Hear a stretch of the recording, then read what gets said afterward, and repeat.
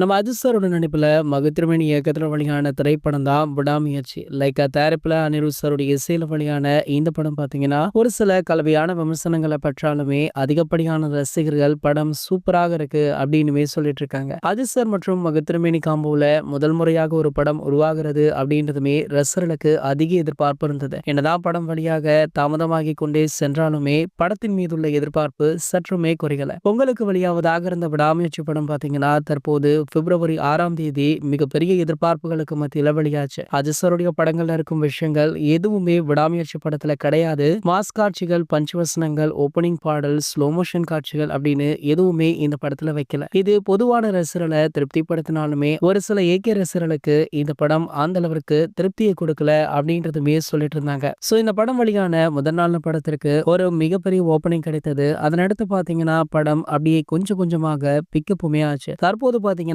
பல இடங்கள்ல இந்த திரைப்படம் ஹவுஸ்ஃபுல்லாக போயிட்டு இருக்கான். சோ இந்த படம் வெளியாகி கிட்டத்தட்ட 4 அல்லது 5 நாட்கள் ஆகிடுச்சு. இது வரைக்குமே இந்த படம் கிட்டத்தட்ட 400 கோடி கிட்ட வசூல் செய்துள்ளதாக தகவலுமே கிடைச்சிருக்கு. சோ இதனை படக்குழுவுமே உறுதி பண்ண இருக்காங்க.